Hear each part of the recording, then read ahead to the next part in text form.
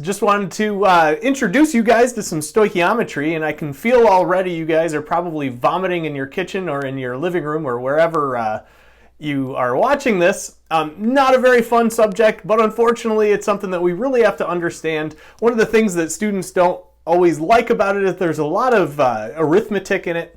And if it turns out, if you just kind of understand ratios and things like that, you're always going to be able to find the answer. Another thing which I like to do is talk about the why, which was never told to me when I first learned this stuff. Kind of why do we have to talk about all this crazy mole stuff that we're getting to? So the first thing to keep in mind about stoichiometry is that it's kind of thought about as almost kind of a way to use a recipe for a chemical reaction, right? And so we talked about balanced chemical reactions, and I kind of just picked one out at random over here.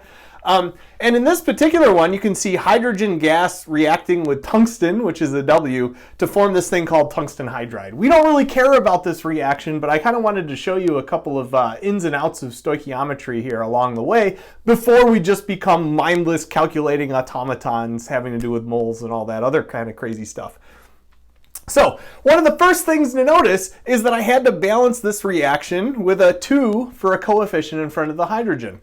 And I have talked about before how that ratio has to be maintained, right? The fact that if I want to make that tungsten hydride over there, that I have to make sure that I've got twice as much this as that. But the problem is that all these chemical substances, they all weigh different things. So in this particular reaction, right, you might think that if you had to go measure stuff out on a balance, that, you know, you would have to weigh twice as much of this, right, twice the mass of that relative to that. Turns out that is wrong. And I've kind of picked out a couple of things from around the house here to kind of represent why that would be wrong. So let's imagine that this hydrogen gas, right, is actually these two little ping pong balls right here. Right, so there's my hydrogen gas. You notice they're like nice and light, right? Well, let's pretend that tungsten is this medicine ball, right? What would happen if we measured out, you know, twice the mass of those hydrogen ping pong balls relative to this? That would be a freaking ridiculous amount of hydrogen.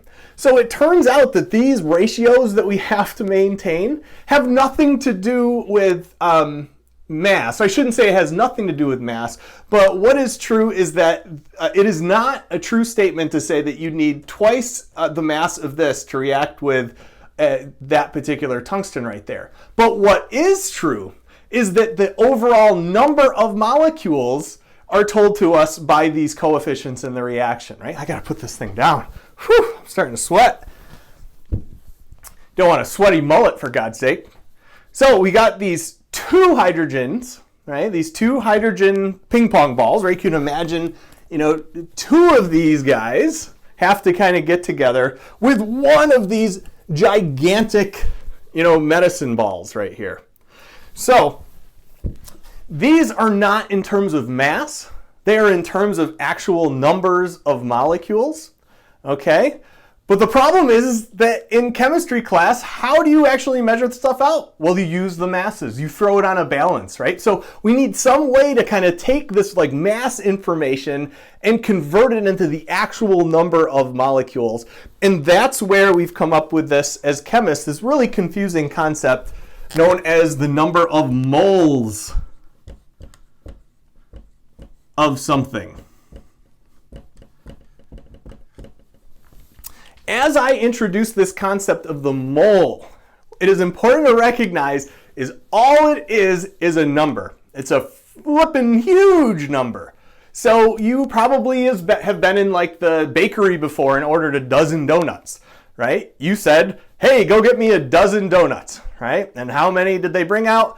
Well, 12, and then I think the baker's done it in 13 or some craziness like that. I don't understand that system. I'm a diabetic, so I don't eat too many donuts. But just like you had to say, hey, go get me a dozen donuts, it wouldn't make sense for you to say, go get me a dozen, because the person would look at you and say, yeah, a dozen what? Do you want 12 donuts, or do you want, 12 I don't know, popsicle sticks or something like that, right? So it's important that when you talk about this concept of the mole, all it is a number, first of all. Second of all, make sure that you're always considering mole of what, right? Just like we have to think about, okay, I know a dozen is 12, but a dozen of what, right? Usually it's donuts. Good. So what is true of all of these numbers? I could say that in this reaction, the stoichiometry of this reaction is such that I need 2 molecules of this to react with 1 atom of that, right? That's what those numbers are telling me. Well, it turns out that if I wanted to use a dozen now, that would also make sense. I could say I need 2 dozen of these hydrogen molecules and 1 dozen of those tungsten atoms in order to form 1 dozen of those tungsten hydrides there, right? And so that dozen, if I said a dozen, it probably wouldn't make you confused, right? Because we all know that a dozen is just 12, and I'm just maintaining that same ratio as I went through, right? If I actually could count these out and I said, hey, go get me 2 dozen of those things, you would count out 24 hydrogens, right? And then I said, go get me a dozen of those, you count out 12 of those medicine balls, and then we'd go off to the races, we'd do the chemical reaction.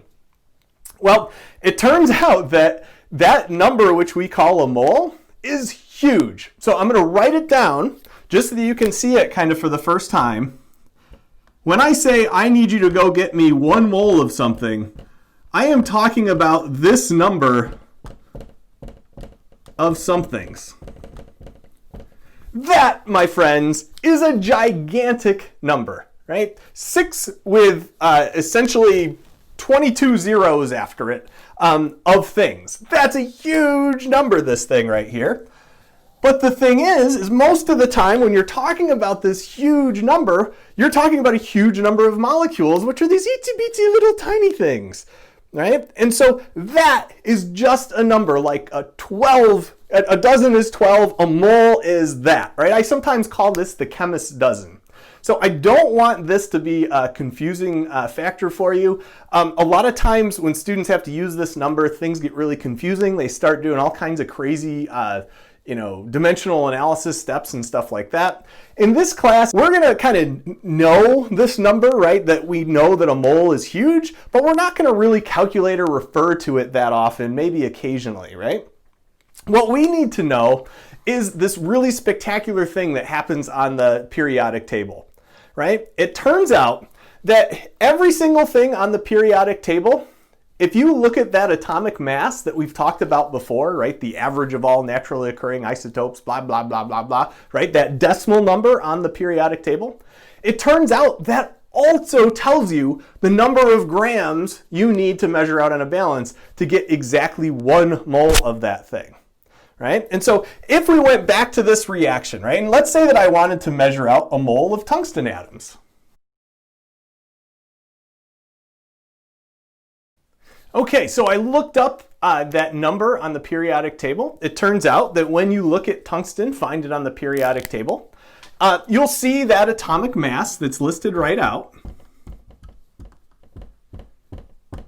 And it says, I think, 183.84, right? Back in the days when we were talking about about atomic structure, that was in that unit called atomic mass units, right? And so that atomic mass unit kind of isn't really what we're talking about right now. But the way that we've defined all these atomic masses brilliantly on the periodic table, it turns out that that atomic mass right there can also have units of grams per mole. There is a derived unit that tells me exactly how many grams are in 1 mole of tungsten. So if I'm faced with this conundrum and I have to figure out, I have to put on the balance exactly 1 mole of tungsten, right? I know in my head that I've got a whole ton of atoms of tungsten, right? Like a 6.02 times 10 to the 23rd, right? That equals 1 mole of tungsten. But I can't go into lab and count, 1, 2, 3, 4 up to that number, right? What I'm going to do instead is I'm going to make my life a lot easier. I'm going to measure out exactly 183.84 grams of tungsten. And it turns out that if I measure out that amount, that's a perfect number of moles of tungsten. And I would come over here and I would do the exact same thing. I would say, well, I know I need H2, right? And I would calculate what's called the formula mass, otherwise known as the molar mass of H2. What would you do? Well, to figure out the molar mass of this thing, you just take two atomic masses for hydrogen, add them together, and there you go, right? And so hold on just a second, I'll do that for you. So I've set up the calculation for the molar mass of H2, and what we're going to do is we know that there are two hydrogens that are a part of that thing. So I plugged in 2 there. I'm going to take 2 times the atomic mass of hydrogen that I find on the periodic table. And so I did that right down here. Hopefully you can see it. I'm not so sure you can see it on the video. Hopefully you can. But 2 times that 1.01 grams per mole, this I rounded to. In this class, usually when we do formula masses, also called molar masses, usually what you're going to do is you're going to round to 2 decimal points. There are rules for it, but we're not going to really go too in-depth into that. So once you've done that calculation and that number you ended up with, right, we now know that if I want 1 mole of hydrogen gas, of H2, I need to measure out on a balance 2.20 grams, right? So that would be 1 mole. Here, this is telling me I need 2 moles. So you probably guessed that you would take that number, multiply it by 2. That's the number of grams you would use, right? And so that's kind of where we're going to go as we kind of work our way through the madness of this stoichiometry. Those 2 concepts are central, though. You really have to understand, first of all, that these are a ratio that must be maintained, those coefficients. So we kind of have that balancing chemical reaction things floating around in our brain.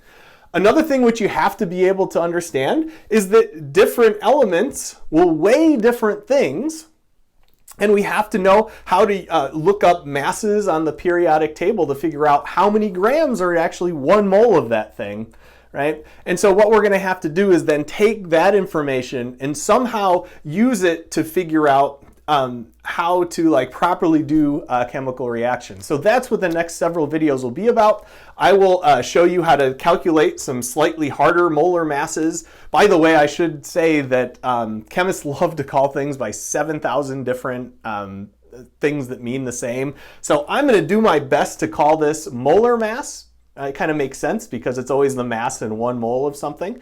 But you'll definitely see atomic mass, atomic weight, formula mass, molecular weight, molecular mass, like all kinds of different things. I'm going to do my darndest to really try hard to just use molar mass for the name of this thing. They also call it formula mass. I think I said that already. Who knows? But anyway, you get the point, right? This is kind of ultimately where we want to be able to go. Next video, I'm going to show you how to use dimensional analysis, our old friend, to calculate, use that molar mass info to do some different calculations. And then I'll show you some good ways to kind of handle the stoichiometry here when the coefficients get really weird. So keep watching.